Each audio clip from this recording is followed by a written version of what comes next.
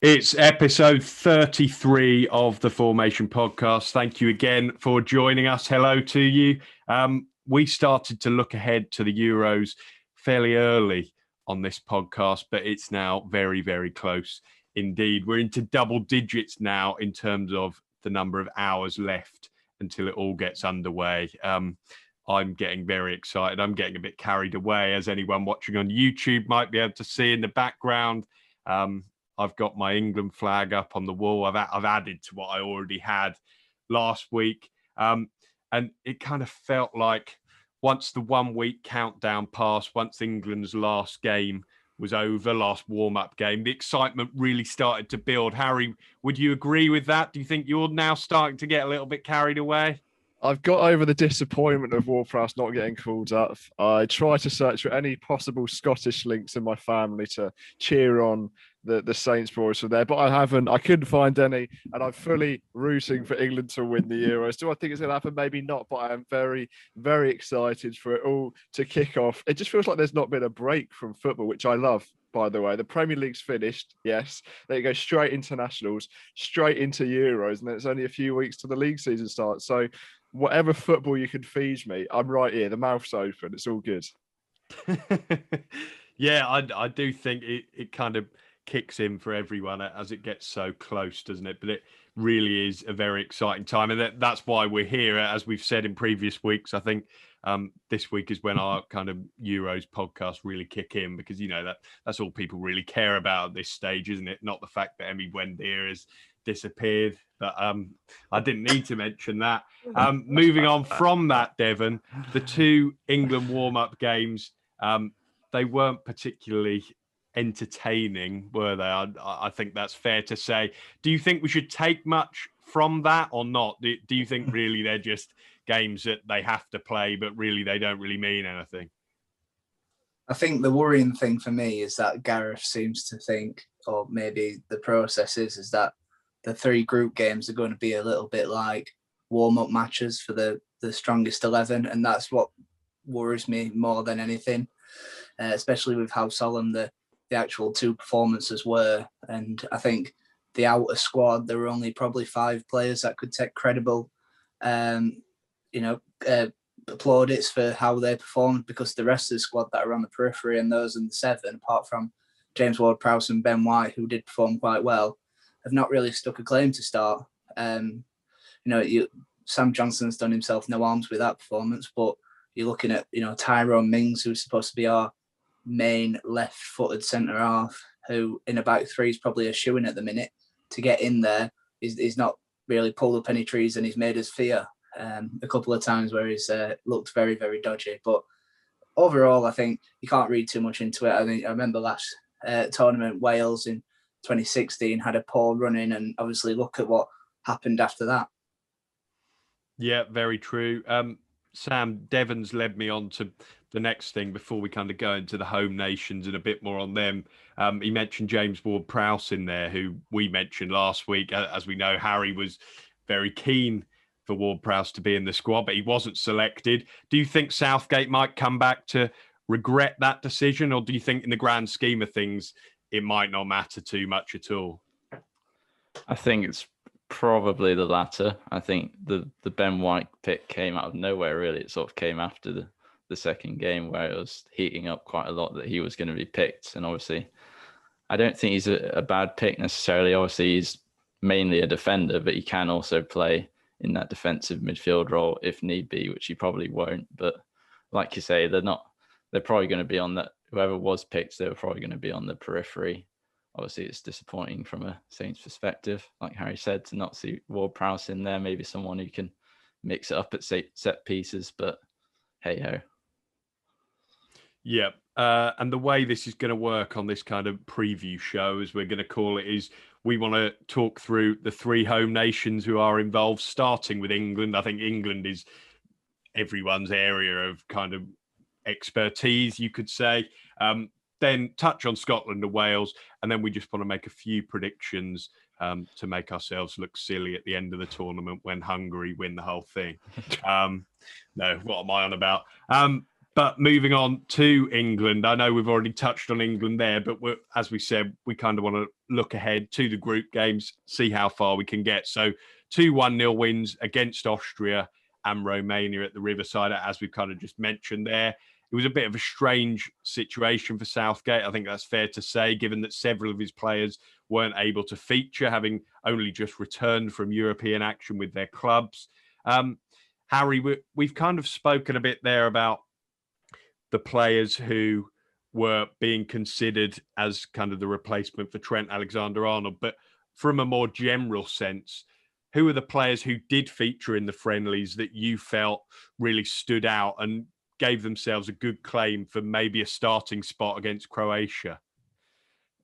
I think I'm pretty similar to Devon in the fact that there was nothing overly exciting. Obviously, the one obvious name, I think he got man of the match in both games, is Jack Grealish.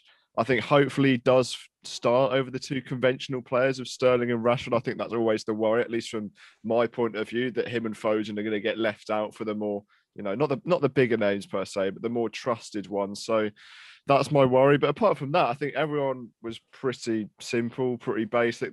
The performances were okay. We got the wins. That's the main thing. I don't care how we play in the Euros. If we win every game 1-0, we win the tournament. So that's the main thing. But games against Austria, Romania, we're not going to have games that simple across any part of the tournament. All of our group games are more difficult than that, and all the knockout games are going to be more difficult than that. So it was a bit disappointing, to be honest. It was very, very disappointing. But like we said, we missed quite a lot of the key players. So hopefully when they get established, when they get put in the team, it'll all be okay again.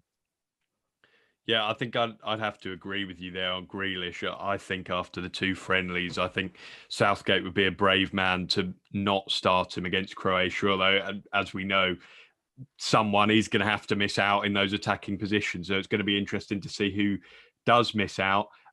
Sam, I think before we move on as well, another man who I thought kind of put himself about fairly well across the 2 friendlies was Jude Bellingham, someone who maybe a few English fans don't really know a lot about, having, he's never played in the Premier League. He had a season for Birmingham, then he went to Dortmund. We've seen glimpses of him in the Champions League, but in those friendlies, he showed exactly why he's in that squad. He might not even be 18 yet, but there's some player there, isn't there? Yeah, one of the shouts for young player of the tournament, I think, which we'll obviously get into a bit later, because he's going to, well, at least I think he's going to have a big role to play in the squad. There are only 5 out-and-out midfielders being selected, and like you say, he certainly put his name in the shop window, so to speak, for Southgate to pick him for the first game. And I think he's a really exciting talent plying his trade out there in Germany now with Dortmund and doing really well. Mm-hmm. As for Ben White then, Devon, as Sam mentioned in the kind of intro section, it wasn't a player many expected to get the call, and now he's in the 26-man squad. You mentioned how Mings and Cody are maybe, people are starting to raise a few concerns over them. Do you think, given we don't expect Harry Maguire to be fit enough for Croatia, do you think there's a chance Ben White starts that game? If it comes from my heart or gut, then yeah. My heart says definitely. I think he's shown enough in there that even if we play with a back 3, he's very comfortable with coming out with the ball and supporting that attack. And you'd like to think that we're going to be on the front foot most games until we face the latter. And obviously when we eventually meet up with Group F, which is going to be worrying. Well, I say eventually, but you never know with England. I think the Cody more astute than Mings. I think he's got a bit more of a steady head rather than Mings, because we saw it in really the first 10 minutes where he stepped out of defence with the ball coming in and went in with his elbow towards one of the Austrian players. And we know Austria gave a little bit of bite in that game, but you're expecting these players. And Mings is not like a young lad either. He's what, 26, 27. He should be mature enough. I don't know what is in the water in Suffolk, George, what you've been having anyway, but he should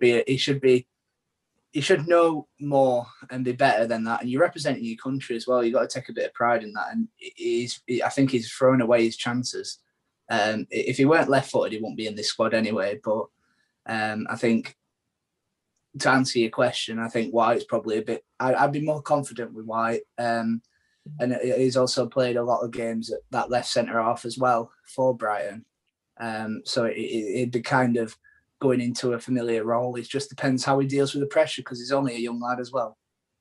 The problem with England is there is actually no real certainty how we're going to line up, to be honest. I mean, I think most of us have a decent idea of what we're going to line up like, but it's difficult to say, and it's going to be difficult for Southgate to get the balance right. We're obviously got loads of attacking talent, but on the other end of the pitch, it is a bit worrying, like you say, with Mings being found out quite a few times in those warm-up games, especially in the second game. We conceded a lot of chances, shall I say, and Johnston had to be at his best to keep them out. So it's difficult, and it's going to be difficult for Southgate to find that balance, like I say. I think all good teams sorry, George. No, go on. I was going to say, I think all good teams, but team of winners, the biggest thing is your defence. If you don't have a consistent defence that play week in, week out, especially your back 2 or 3, then you're going to have problems. And I think we're kind of pinning his hopes on Harry Maguire coming back in and being fit enough to come straight back into the squad, which, as I voiced my concern about Jordan Henderson, it's too much of a risk, especially in a tournament. Play against Croatia, is it, Maguire? Considering they're saying he was only just started running like a day or two ago. It's like, I just think his thought process has been hindered by trying to please the public, but also get his favourites in. And it's not a bad thing having them people in that you can trust. It's just, it's a bit damning when you're trying to rush players back in a tournament like where it's quite intense. You're playing every 3 days, and you've got to keep up them levels. And if you're not fully fit, you're going to struggle, and that could end up hurting England. Yeah, that is my concern. Looking at if Maguire's first game's in the knockouts, he could be facing any one of Mbappe, any one of Cristiano Ronaldo, or just Germany's front line in general, whether that be Müller, Gnabry, Sane, whoever's playing up there. And I think that is a bit of a worry. For me, you look at the first competitive game against Croatia, and there's a chance the back 2 or back 3 are going to be a collection of players that haven't played together before. I know they would have done in training, but you can't replicate a match situation on a training pitch, basically. So what I would have done if I was England manager, and this is going to sound very silly, so just wait for this, I would have actually selected 2 English centre-backs that play together in the Premier League. So maybe for Brighton, I know they switched from a back 3 to a back 2, but select Dunk and White because they play together, because it's just that natural connection. For Aston Villa, select Mings and Konza because they play together. Then wait till the knockout stages where Stones and Maguire have already played together, because you look at the defence that we've got and it just feels disjointed. And we've come against teams that necessarily don't have that much attacking threat or power. And even then we've looked a bit questionable. So to say I'm worried about our defensive stability without Maguire, and then when Maguire comes in because he's not played in a long time, is a bit of an understatement, really. One of the things that's not been mentioned as much is John Stones, and obviously we know he's had a fantastic year. However, we've seen him sometimes when he's not with someone that he's familiar with. So when he's played with Diaz, when he's played with Laporte, he's been absolutely tremendous. When he's played with Maguire at England level, he's been very good. When he's played with players like Otamendi and somebody that's a little bit not on his level / a little bit wobbly, he doesn't look right. And that's one of the things that's going to probably hinder us this year. Dumped a bucket of cold water there on England there for about 5 minutes. Let's have the confidence. on the Stones thing though, Dev, I agree with you that is maybe a concern, but it's not reason enough to not play him, is it? Because I'm not saying that we shouldn't play Stones. I'm just saying it's probably a consideration. No, I agree with you. Maybe if we did go for a back 3 and had Walker there, that'd be that kind of link that'd keep him on his toes and keep him well in. It's a bit strange. John Stones' temperament sometimes. He can either be the best defender in the Premier League, or he could be looking into Norwich's backline the other year.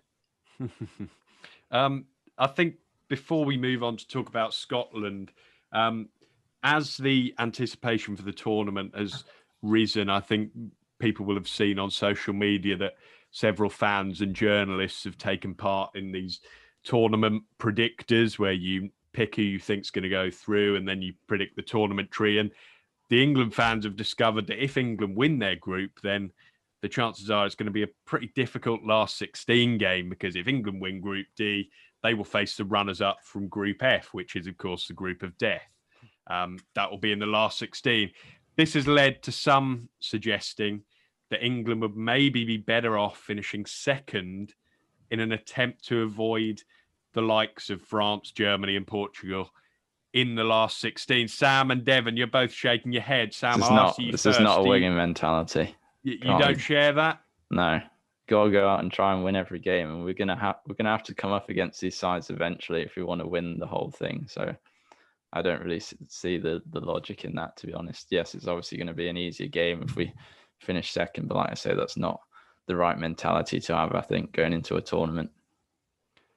I have to say I completely agree with you, because I think some people are blind to the fact that if we were to finish runner-up, then we'll then probably end up playing France in the quarterfinals. Momentum is so big in sport, in football as well.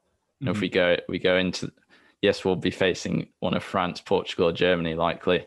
But if we go into that game with 3 wins, yeah, you never know. But if we go into that game with 3 wins from 3 and feeling good about ourselves, then we have every chance. That would also buy us a game at Wembley too, I suppose. So, I think people are maybe ignoring the wider picture, but who knows? What am I going to touch on? Should we make some predictions on where England get to? I've been quite bold in previous episodes. I've been quite confident, but I'll ask you guys first. How far you think England will get? Sam, shall I ask you first, or does anyone want to volunteer to stick their neck on the line first? Semi-finals for Sam. Yeah. Devon? Round of 16. No. I think we'll get through, and then Portugal. It's just something about this tournament. I don't feel right about it. I just feel like we feel rushed. We feel not together. I don't know. It's just something about, like, 2018. It was kind of like that's the same for everyone, though. Really, I think that's just because of the season being unique, as it has been. Obviously, we're going straight into the tournament after just finishing the league season, so it's going to be the same for everyone, I think, in that sense. Harry, what do you reckon? I'm happy to concede defeat if we get through and win it. I'm so glad Devon said it first. I'm scarily thinking round of 16 as well. I'm thinking if we face any one of Portugal, France, or Germany, I think we'll face Germany out of the 3. I just feel so uninspired against a team like Germany, especially because, like Devon said, I know everyone's rushed, but I sort of feel Gareth Southgate might go, do you know what, let's just chuck Henderson and Maguire in both at the same time for the first game of the season, and it'll be just... I can't see it. Don't get me wrong. I love it if it does happen, and I can see it feasibly happening. But I'm just looking at the other teams that we're going to face, and I'm thinking, blimey, that's dangerous. That's very dangerous. But that means if we get past the round of 16, I think a quarter, as long as we finish first and come against one of those teams, I think it's still reasonably successful because we've actually beaten a big team. I think as long as we beat a big team, I think it's a successful tournament to an extent. If we just go out against another big team like we did last year or 2018 when it wasn't even really that much of a big team, then it's just going to be another disappointing season or summer. So yeah, sadly for me, I think round of 16 is where we'll exit. But George, I'm looking for positivity from you, and I think I'm going to get it. We're really building the excitement from an England sense here, aren't we? When I did the when I've done one of those little tournament predictors, I had England winning the group, and I had a France-England final, because I have been getting maybe a little bit carried away with the singing of the World in Motion and everything else over the last week or so, but I just feel like there's been a little bit of an overreaction to the 2 warm-up games, because I felt like watching it, I was like, this isn't actually the team we're going to play with. And I think when we get to the group stage and we see the actual players that we've got at our disposal, the likes of Foden and Mount and the strongest team we've got, I think hopefully they will show just how strong we can be. Obviously, France, Germany, and Portugal is a scary prospect, but the home advantage is going to be big. And I'm kind of at the stage now where I've got my flag up, and I just think, let's believe a little bit. You know, England brought us this 3 years ago. They brought the excitement then, so why the hell not again? Like, if we win 3 games out of 3 in the group, I'm fully backing us winning it. I'm just concerned if we draw against Croatia, Scotland beat the Czech Republic, and then that game against Scotland is just massive, and then we draw that one, and then we just sneak past Czech Republic, then it'll be a bit edgy. But then if we win all the 3 games in the group, I'm well up for it. Here we go. Let's do this. But I still think that's a massive ask to win all 3 games in the group. As Sam said, though, momentum is everything. As soon as if you win them 3 games, like, could you imagine if we're just going to bite the bullet and say if we play Portugal, we get as if we beat Portugal, who were being even talked about as one of the winners, just think of the confidence running through everyone there. I just don't back, because we did talk about saying, if we finish second, we've got the easiest route, and I think that's our mentality all the time. We feel like we go with whatever's easiest, we deflect blame, and I'm just a bit worried about our temperament. And I mean, Southgate completely changed that in 2018. Is he going to do it again? Not sure. I agree with you about that mindset. I do think it is a lot about finding that easiest route, because we have got to the stage now where because we've lost so many nothing games, friendlies, qualifiers, whatever, against these big teams, we think, we won't beat them again. But I do feel like the way Southgate has been speaking in the press about how, we picked this squad to play 9 games, whatever it was. That was before the 2 friendlies, obviously. You know, he's not saying we're here just to have a good time and see how far we get. He's been pretty clear in that he wants to get to the latter stages. And I think he does believe we're capable. So let's see what happens anyway. I don't want to counteract that, but no manager's going to come out and say, oh, look at this big stadium we're going to play at. No, but I think that's different from what it was like at the World Cup, isn't it? I don't think at the World Cup, I don't think there was this expectation. Could be a good thing, could be a bad thing though at the same time. No, true, but maybe expectation has worked against us on many occasions, but anyway. Yeah, I just set myself up to look a little bit silly in a couple of weeks, but never mind. We're going to talk about Scotland next, so we will take a quick break. Well, there won't be a break, but there'll be a little cut, and then we'll be back to talk about Scotland. One Zoom call ends and another one begins. Sorry for that little weird ending at the end of that. The Zoom application only tells you when the call is ending very late. So I suddenly realised, no, we're going to have to switch here. But anyway, we've spoken on England. We've stuck our necks on the line surrounding England.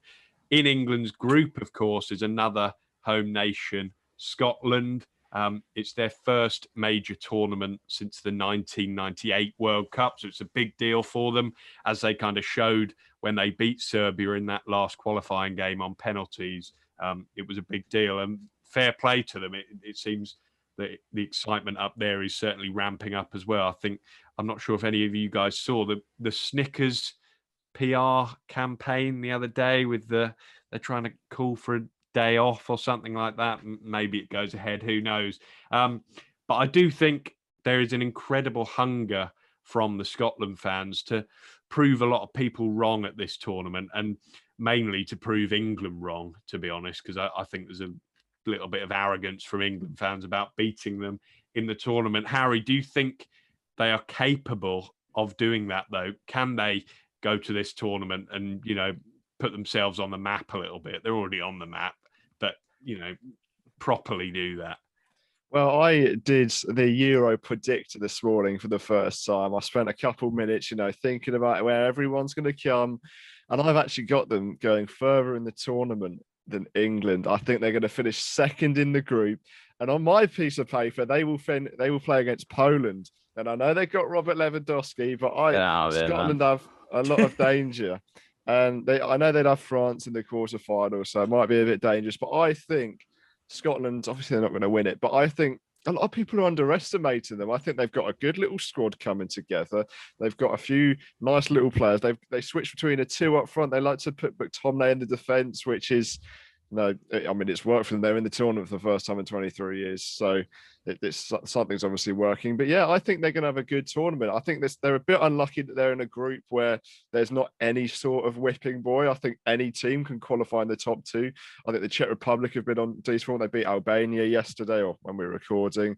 Croatia are a little decent side. We're very good, or at least the England fans think we're very decent, and we could get to the final if everything goes our way.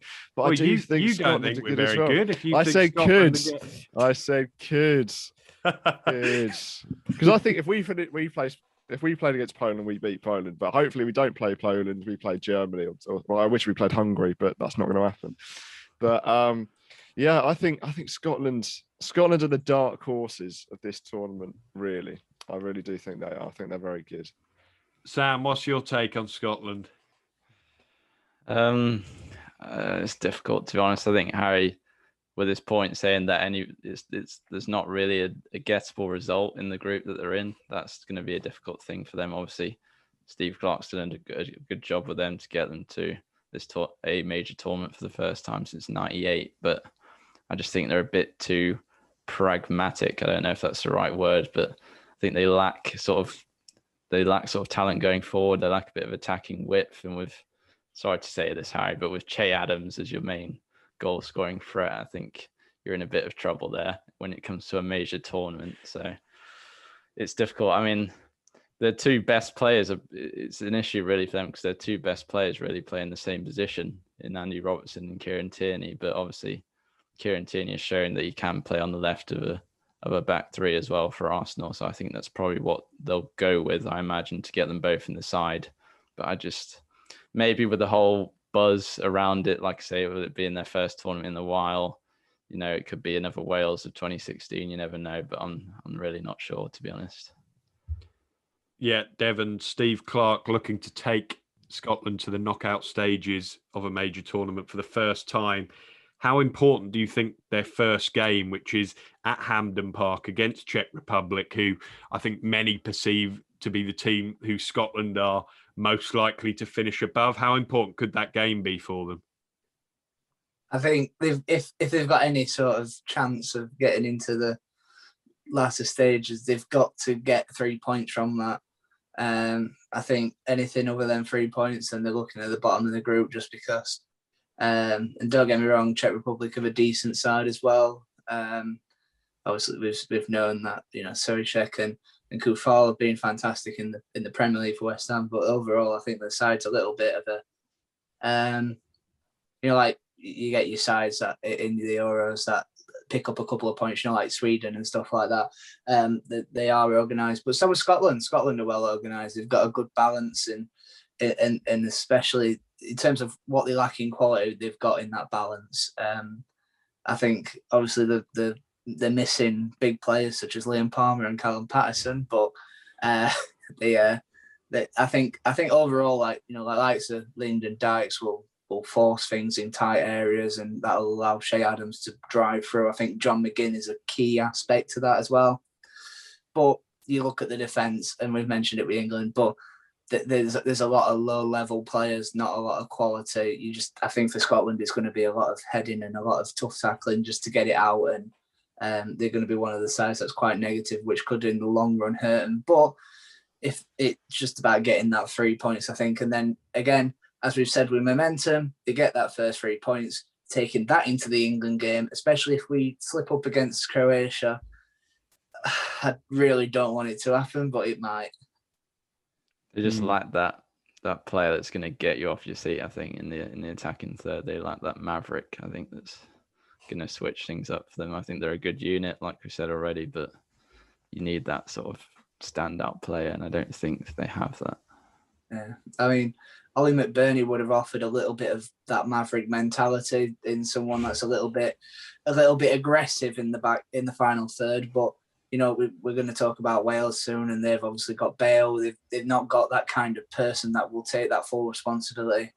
I think the left back and left centre half in Tierney and Robertson, like Sam said, will be a good positive to get balls in the area for Dykes to get onto. But the right hand side's not very good either. I mean, is it what's his name? Stephen O'Donnell? Is that his? I don't think he's James Forrest strong. as well. I think he's Forrest right-sided. Yeah, sure, but overall, I mean, you never know. Alex Wood / Stuart Armstrong might create something. But I'm looking at it and I'm thinking, yes, well-drilled teams with no special player won't win you a tournament. But I do think that a well-drilled team with a decent core and a couple of decent players can get you into the second position and into the knockouts. I'm not suggesting they're going to win it, but I think having that core, having that spine and knowing their positions, I do think that they could cause a couple of upsets. I don't think they're going to beat France if they get that far, but I do think that they can do better than what a lot of people are expecting. I think they are going a bit under the radar. No, I think you're right in that sense, Harry, purely because this tournament, with the fact that 4 third place teams go through, it's not easy to go through, but it's also not that difficult, easier. But I think their fans certainly feel a certain confidence. I've read a few Scottish pundits, who seem to think that they are going to cause England a few problems and everything else. With that England against Scotland game, I think we know that nearer to the time, in about a week's time, that the preparations for this in the media and everything else, it's going to be a massive build-up. I think when it comes to England and Scotland, I think we'd all agree that England have the best team on paper. So in that sense, is it more for England about going into that with the right mentality about how much this will mean to the fans? And if they get that right, then surely it'll be an England win. Would you agree with that? Same with any game in the tournament, really. You can't take anyone lightly. I think, like I've said before, it seems to find a way that every game that you play, no matter who you play, they tend to be quite tight. You don't see many thrashings. So I think we'll still have to be on our game to beat a team like Scotland, like we said, who are very well drilled. Mm-hmm. So Harry has already told us he reckons they're going to get out of the group. I personally think they're going to get third. I think they will beat the Czech Republic, and I think they'll get third, and that means that there's a good chance. If you get a win, if you finish on 3 points, there's a good chance you will go through. That can sometimes be all you need to be one of those best third placed teams. Devon, what's your take on it? I'm going to say, just to spice it up a little bit, I'm going to say bottom and go out in fourth. I think Czech Republic. I think just being at it can go 2 ways, but I think the first game is crucial. And I think if they turn up and they're like, "Wow, we're at the Euros," Czech Republic will punish them straight away. And if whoever wins that first game will get that third spot, I believe. So, but I think Czech Republic might just be too much for them. And then obviously, got to hope that England turn up, and you'd expect Croatia will probably do them as well. Sam? I'm actually going to say bottom as well. I think having those games at Hampden might help. And like I say, the buzz around it may push them, but I think the Czechs are a good team, and Croatia obviously proves that in the World Cup. They're obviously a bit of an aging squad, but the Czechs are a decent team and very dangerous at set pieces especially. And I think they'll struggle in all the games. They might get a point or two here and there, but I think bottom for Scotland. There we go then. It seems we're pretty split on Scotland, so one of us will probably be right, and unless they go and top the group, which I don't think we'd be too impressed. That would be a nightmare. Moving on then to a team who I think we've already referenced a couple of times in this episode because of what they produced at the last European Championships, is Wales. Of course, making the semi-finals in that tournament. They're in Group A of the tournament this time. The bookies don't see them doing it again. I had a quick look before we started to record. You can get odds of 18-1 for Wales to reach the semi-finals this time. Devon, do you think that's fair? Do you think, was it a fluke 5 years ago, or is that unfair? What's your take on their chances this time? I don't think it were a fluke. I mean, like we've said, momentum and mentality are big things in these tournaments. And I think Wales seem to have I think if they rekindle that, then there's going to be some sort of upward movement. They are not blessed with many high quality players. Obviously, the likes of Gareth Bale have shown at parts this season that he still has the quality to win your games. I mean, it's been a couple of times at Tottenham where he's looked absolutely dire, don't want to be there, but you'd expect when he's at Wales that he's going to perform to his maximum. Players like, I think one person that's gone under the radar in terms of who's getting talked about, especially in the two qualifying games, they've started with a centre forward in Harry Wilson, who's got 18 goal involvements in 37 games for Cardiff, but his counterpart, Kiefer Moore, is an unpredictable player, somebody that they can feed off, someone that can be their focal point. And big target men can win you games. And when you've got players like Aaron Ramsey running in behind, it can be that can win you games like 1-0. So just when it's quite tight. But do I think Wales have the quality? No, I think it's very much a championship side that in a group where Turkey look very good and Switzerland are a solid outfit, I can't see Wales getting out. Yeah, and such is the nature of this tournament that Wales are going to be doing a lot of travelling over the next week and a half or 2 weeks. They start in Baku with their first game, then they hop over to Rome, and then they're back out to Baku. The debate over whether Baku should even be one of the host cities in this tournament, we're not going to have that now. I personally think it's ridiculous.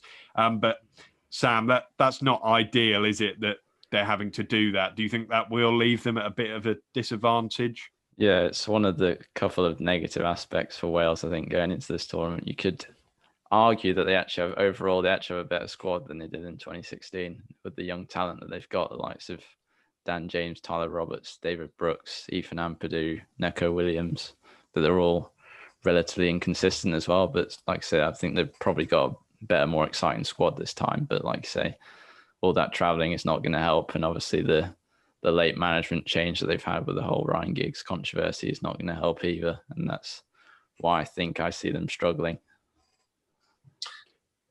It's been a little bit of a case like England, is that in the two games that they've played, they've not had a settled first team 11 yet. Obviously against France, they went down to 10 men with Neco Williams getting sent off, and in the second game they made them 8 changes. And I think I don't think Rob Page knows what his settled 11 is. Like, Connor Roberts has barely featured, and he's the fourth most creative player in Europe's top leagues with 53 big chances created, whereas he's behind Buendia, George, Grealish and Çalhanoğlu, who obviously will be one of the players that they come up against. They've got some of the creativity in there. It's just as a unit on the ball as well against Albania, they were very good, but they didn't create enough. And like when everyone's feeding off scraps, but if they could play to their advantages, get Kiefer Moore in the air, on the ball, bring the other players in there. I think Joe Allen's another player that could recapture that form as well. But overall, I think it's too much of a mix, too unsettled as well. They're relying on a out of sorts Gareth Bale and an injury prone Aaron Ramsey really to do most of the talking for them, and it's difficult to see what they'll be able to do. And you look at Danny Ward, Ethan Ampadu, Neco Williams. These are players that don't play week in, week out, especially Danny Ward, who hasn't played, I don't think, a minute of Premier League football in at least 2 or 3 seasons. So they're not just struggling in personnel. They've got players that aren't particularly match sharp either, which is a worry. But when you have a player like Gareth Bale, I know he's been in and out of the Tottenham team, but when he has played, I think he's been very impressive. He can just win you games against teams like Turkey and Switzerland. Do I think he will? no, I think I've got them bottom of the group as well. But I think a player of that quality, he can just turn up, smack one in from the 30 yards, and they can defend a 1-0 for the rest of the game. So, like I said, I'm not particularly excited by this Wales side, but when you've got a player of that quality, anything can happen. Yeah, and Harry just mentioned there he's got them bottom of his tournament predictor, so he doesn't have quite as high hopes for them as he does for Scotland. Sam, are you thinking similar for Wales? You didn't sound too optimistic about their chances. I am. I think they could sneak third because I'm not too confident about Switzerland either. I think Italy will win the group. I've been very impressed with them, and Turkey look very good with that Lille spine that they've got. Obviously, having won Liga, and they look pretty strong. They look like one of the dark horses even. So I think they could get something from Switzerland. I don't think the likes of Xhaka and Shaqiri have really struggled this season in the Premier League. So maybe they could get something there, but I would not be surprised to see them finish bottom. Devon, do you agree with the two guys there?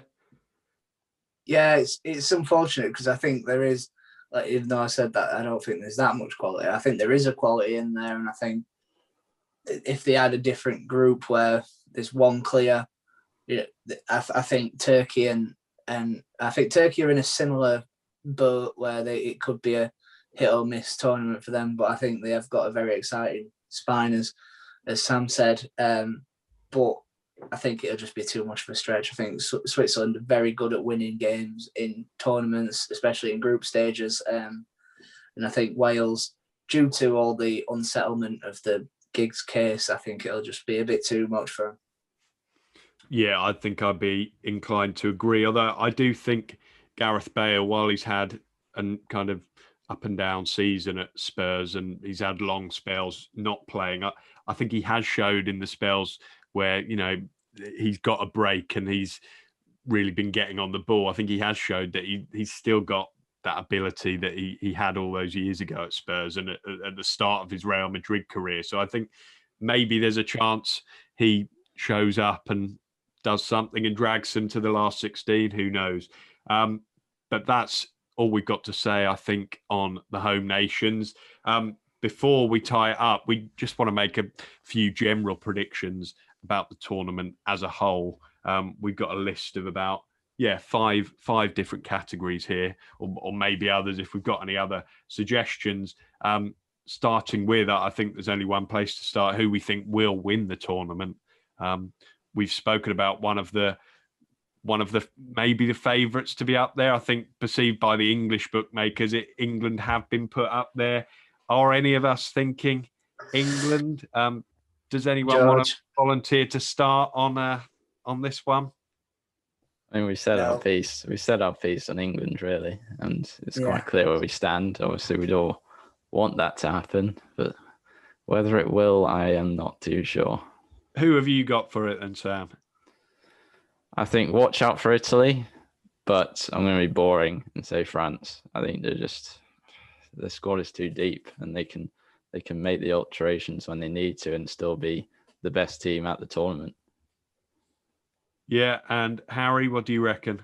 Yeah, I'm going to go with Sam. I'm going to go boring. I'm going to go France. You look at the group. If they top the group, they got the third place team from Wales's group. So that could be anyone from Wales, Switzerland, or Turkey. Then in the next rounds, I think it's going to be pretty simple as well. In my eyes, they've got Scotland. They could also have Poland. So yeah, I think they've got a relatively easy run if they do top their group, because that could be a big thing. If they don't top their group, they come second or third, because that could happen. Germany or Portugal can cause those upsets. It's not even really upsets, really, because they're two top teams as well. But yeah, I think France have got it for me. France have got it again, just the squad depth. Interesting thing with France, I mean, it's not really a problem necessarily, but the fact that they've brought Benzema back in, he's a brilliant goal scorer for Real Madrid, but they've got Olivier Giroud, who's just absolutely prolific for France. I think he scored his 46th goal for them the other day. And they've got how they could mix up with Mbappe and Griezmann as well. It'll be interesting to see how Didier Deschamps finds that balance as well. Certainly will. Devon, are you in agreement? Are you plumping for France? You're all just boring. I've gone with France as well. I really, really want. I think me and Sam are on the right lines or similar anyway, because I really want the dark horse that I've picked to win, and I think they could. But just look at that French side. Just players in there, match winners, World Cup winners, squad's absolutely brimming. The squad is that good that the players that form the players not taken 11 is going to be bombarded with French talent, and I think that again balance is a big thing, and they've got again winners everywhere, and I think the French will prosper. I do think Germany could do it, but I think France will be the team. Yeah, I think France are quite rightly the big favourites for it, as all three of you have just outlined there, and it's kind of hard to look beyond them as much as I think England could get to that final, and then maybe in a final at Wembley, who knows? But I'm not going to try and persuade you to believe my opinion on that anymore. Before we move on, I do think a team we maybe haven't mentioned too much here is Belgium, who I think they've got potential to go deep into the tournament, as they did do at the World Cup. I kind of look at their group and think they've got a very good chance to build some momentum there. I think their group is very kind to them: Denmark, Finland, and Russia.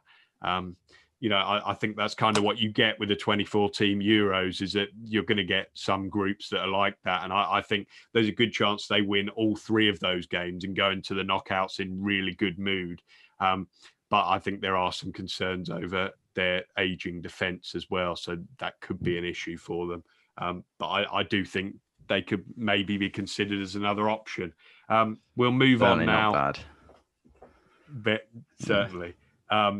We'll move on now to the player of the tournament, or I think they call the award the Golden Ball, don't they? I think this will typically, in previous tournaments, it tends to go to a player for the winners of the tournament, although not all the time, of course, because was it the World Cup? Was it Modric? Did he win the award? And Messi won it in 2014 as well, I think. Yeah.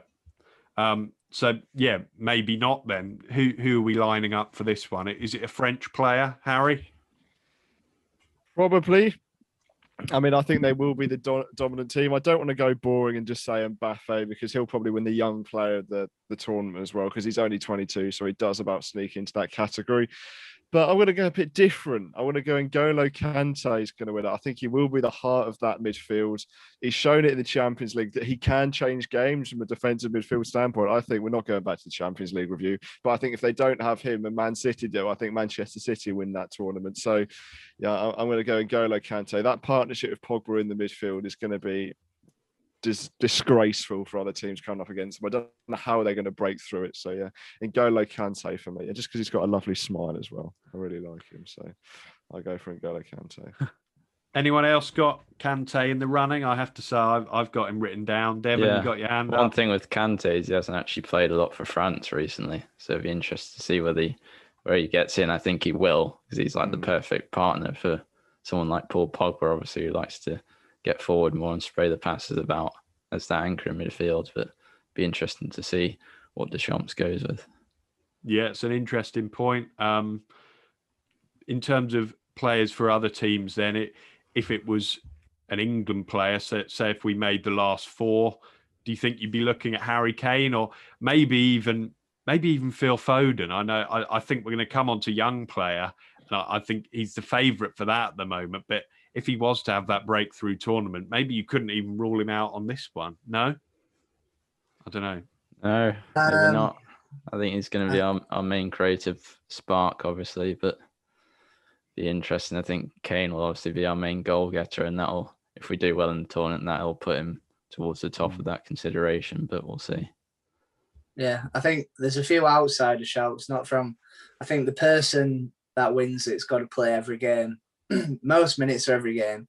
The problem with Phil Foden is that, and I think because we've got an embarrassment of riches in that forward line, is that I feel like some games we'll see Foden sacrifice for somebody else, or like if he'll start with Rashford and Sterling, if he starts with Sancho and somebody else. It's are we going to have Foden in there? And I hope we do, but I don't think the sort of player of the tournament is going to come from England, unfortunately, unless it's Harry Kane, who will absolutely blows everyone away with a top goal scorer, Golden Boot.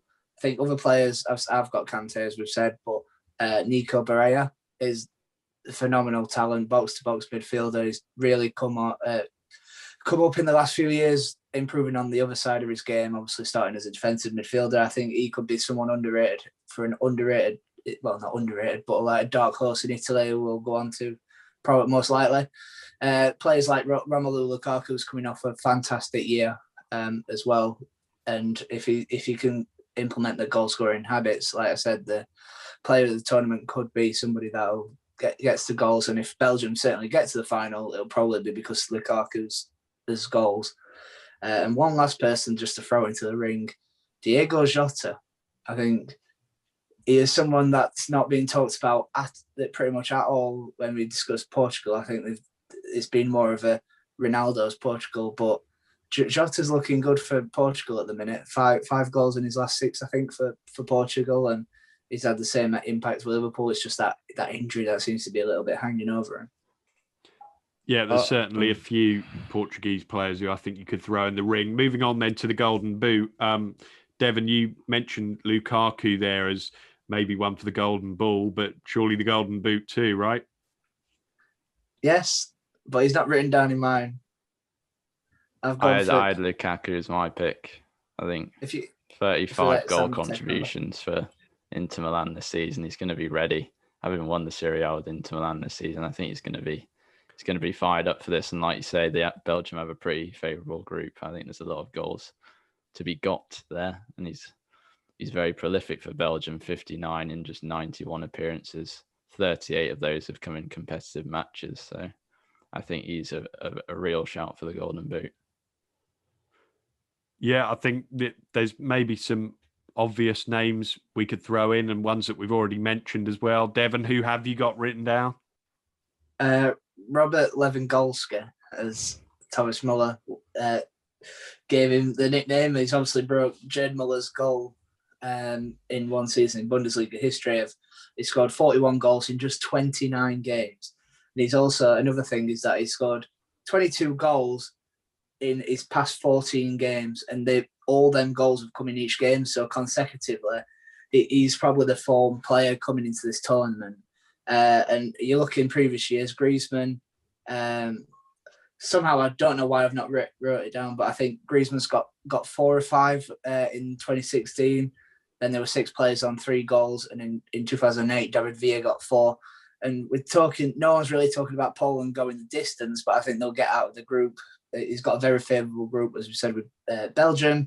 He's got they're playing against Slovakia, Spain, and Sweden, which I think he could rack up some goals in there. And I do think they could get to a quarter final. I think they've got a decent squad, and obviously Robert Lewandowski's goals can be the difference. But I've got him as my Golden Boot. Yeah, I think he's certainly a fair shout. Also, because with these major tournaments, you sometimes don't need to score that many goals to win a Golden Boot. So I think it's definitely a good shout.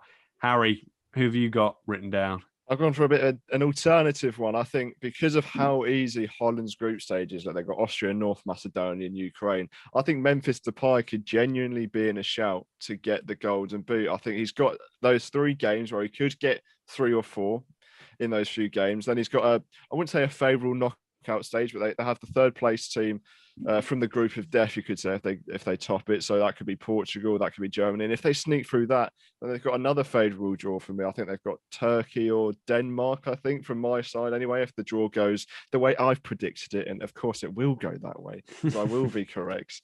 So there's a few games that I really think he could rack up the goals. Similar to Lewandowski, they're a team that I wouldn't necessarily say are favourites. They're nowhere near favourites. They haven't qualified for the last couple. But I think that Depay could seriously be in a shout for this Golden Boot.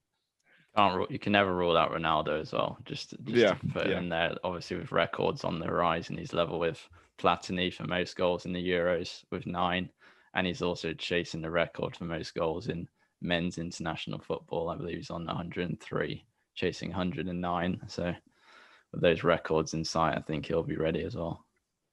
Yeah, definitely worth throwing in. Sam, before we move on, I'll be putting £1 on Timu Pukki, but we don't need to speak about You that. may as well just give us a quid. 10 goals in qualifying, didn't he get? Absolutely Very right, good. Sam. One of only 4 players, I think it was. So got to be worth a quid. Got to back the Sam, why boy. have you given him some more fuel there? Very, very quickly then, because I'm conscious of time. Young player. We've mentioned Phil Foden there. I think he's definitely going to be one to consider for this. Any other suggestions, though? Any other England players, maybe? Jude Bellingham. I Jude think Bellingham, For you England, if for he England, gets the Bellingham game would be my time? pick. Yeah, I think he has to get game time. You've seen, even though again, just friendlies, he was the only at 17 years old. He's absolutely outshone bar Grealish, everybody in that side. Even when he came on against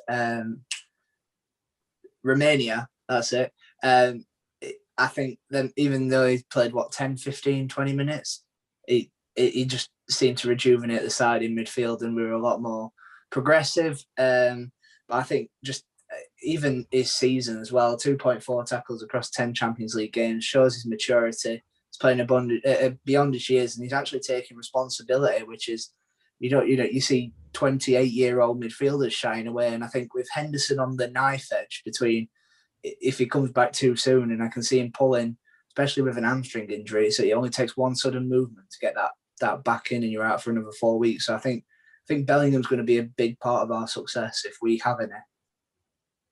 Sam, Harry, very, very quickly, any other names you want to throw into the ring? Just going to go boring. Let's say Mbappe is 22. He could finish the top goal scorer. He's probably going to win the Euro. So that's my little roundup of that. I think Mbappe will probably get it. Boring though as it seems. I had a couple outside ones. Bastoni for Italy, young centre back. I think he's been key for Inter as well this season. Jeremy Doku for Belgium. Also Malin, who I mentioned in the other Euros video for Holland as well. Exciting, pacey winger. I think those are outside shouts. Mm-hmm. And João Felix for Portugal as well. Devon mentioned Jota for a previous award. I think Felix has maybe got a good shout. Dark horse then. Is there any team that we'd like to throw in as going to be the next Iceland or the next Wales? I like Turkey, like I mentioned before, that Lille spine, Yilmaz leading the way. You also got Kala, I can't say his name. I think you know Çalhanoğlu, that's the one. Very solid defensively and qualifying as well. I think they only conceded 3 goals in 10 games. Obviously, Soyuncu, their standout defender. So I think they're one that a lot of people are looking at, but one's definitely look out for. Okay, then Sam has put Turkey forward, which is a very valid shout, I would say, for a team to make it to the latter stages. Devon, who would you plump for on this one? The thing that we were a bit back and forth on whether we can class these as a dark horse, but I think Italy, considering where they have been in previous years, I think Italy could be a dark horse to win the whole thing. Rather than, like Turkey, you expect to go latter stages. Poland could be one that makes the quarters or the semis. You never know. But I think Italy, I think the force that they're coming into this, the 21 games unbeaten, squad's full of talent, they're defensively astute, disciplined, and they're really hard to break down as well. I mean, Sam mentioned Bastoni as one of them players, but either side of him, he's got experience there. Going forward, Federico Chiesa, I mean, we saw we waxed lyrical about that Porto versus Juventus game, didn't we? And he was one from that Juventus side that looked like he was going to create something. And this season, 15 goals, 11 assists. Obviously, Ronaldo's got more because he's an absolute powerhouse. But Chiesa's been good. And as I said, mentioned his name as well, but I think Berea could be the match winner as well in midfield. There's uncertainties over Verratti fitness-wise, which would be a big blow for them. But I agree with Devon. I think they're one to watch out for. They haven't got that superstar player, but they're a great unit. And like you say, they haven't lost since late 2018, which I think is around when Mancini came in. So he's had a big impact on them. The thing is with Verratti as well, if he isn't fit, Lorenzo Pellegrini and Manuel Locatelli. There's two great talents in there. I think they're just missing a little bit of experience in that midfield area. You've even got, going forward as well, Belotti and Immobile have really recaptured the form that they showed about, 4 or 5 years ago. They've really come into their own this season, and players around that. Insigne could be a player that drives them forward as well. So it's a lot of talent. It just depends on, now we're going to see it on an international front of a competition. So I think there could be one that could go all the way to the final and beat, Scotland in that final. As Harry predicted. Harry, what's the quarterfinal? What's your take on this? Is Scotland the one that you're maybe putting forward? Because I think that would be a shock, wouldn't it? I think they can do a Wales-esque thing. I don't think they're going to get to the final. I don't even really think they're going to get to the semi-final, but I think they'll get further than people expect. I don't know if you could really call Holland a dark horse, but I don't think they've been to the last 2 international tournaments, and they're here. They've got a great group. Don't get me wrong. I don't rate them that highly, especially without Van Dijk, without Donny van der Beek, who's also been ruled out. But like we talked about of England, if you get momentum, if you win 3 games out of 3, which they should do, I think it could be a great tournament for them. I think Denmark are also a very underrated side. I think the core of their squad, I think, is very decent. You look at the players like Schmeichel, who's an FA Cup winner, Højbjerg, Eriksen, Vestergaard, there's Delaney, there's a couple of players that I'm missing out there as well. I think because of their core, because of their spine, I think they could shock a few teams as well. So Denmark, Scotland, and the Netherlands. If any of them, obviously the furthest one that I think will get there would be Holland. But watch out for the other 2. They might cause a couple of shocks along the way.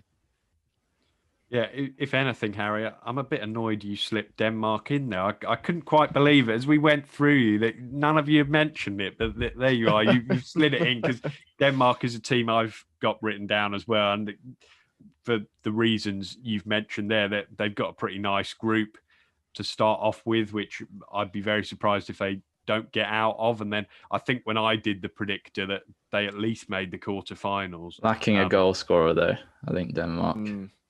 I think Poulsen. Yeah. You got Poulsen, and I forgot the other name. Kasper Jolberg. Yeah, that's the one. But I think they're not prolific. They're not prolific goal scoring wise. But go on, George. Do you need a prolific goal scorer in a tournament like this? I think Euro 2016 was pretty low scoring. I think they'll believe in what they've got. I think it's definitely a valid point, and I certainly don't see them winning it, but I think there's some good options in there.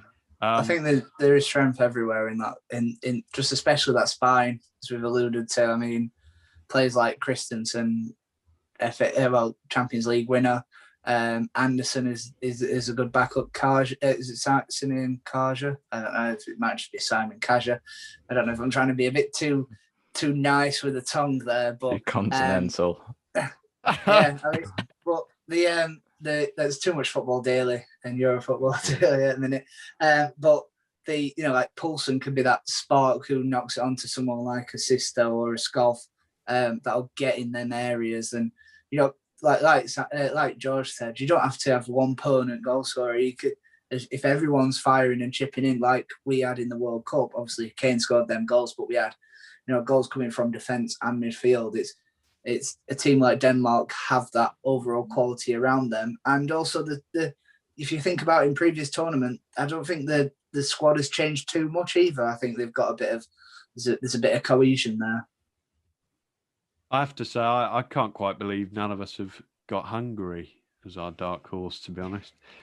There is Spain as a late shout, maybe, with Gerard Moreno in the hot form he's been for Villarreal. We saw him in the Europa League final, especially impressed there. Morata as well had a good season for Juventus, 20 goals I think he got in Serie A. So I think it'll be difficult for them. Obviously, a young squad. It's going to be tough for Luis Enrique, but maybe an outside shout. I don't know. I think it's too early for the squad, and I think they lack, and to quote an Arsenal manager, they lack cojones a little bit, don't they? I don't think they're really the full package yet, anyway. And I think in that side, I'd expect. I think Poland will top that group personally.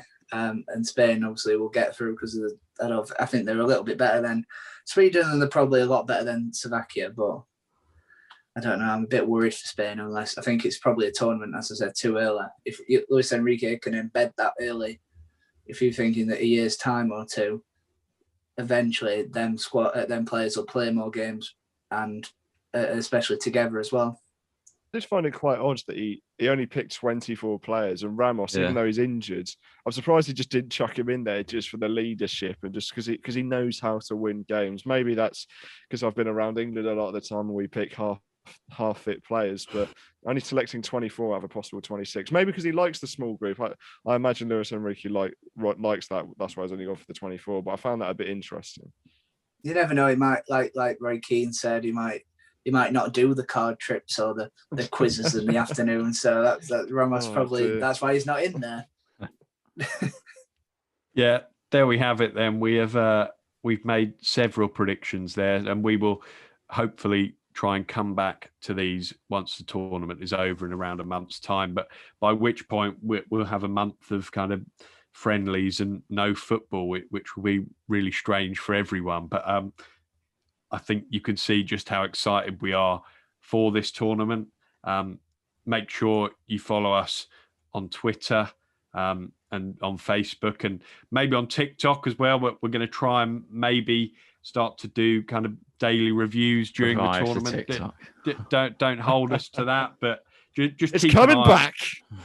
Keep an eye on it. That there might be something popping up on there over the next few weeks. By the time we next release a podcast, episode 34, England will have just put 5 past Croatia, and everyone will be dancing on the street. Suggestions as well. If you made it this far, please tell us what you want to see, because I think we're not sure exactly what we want to do. So I mean, we've already had the briefing. We've said no, George, you can't do a silhouette challenge. Dear me.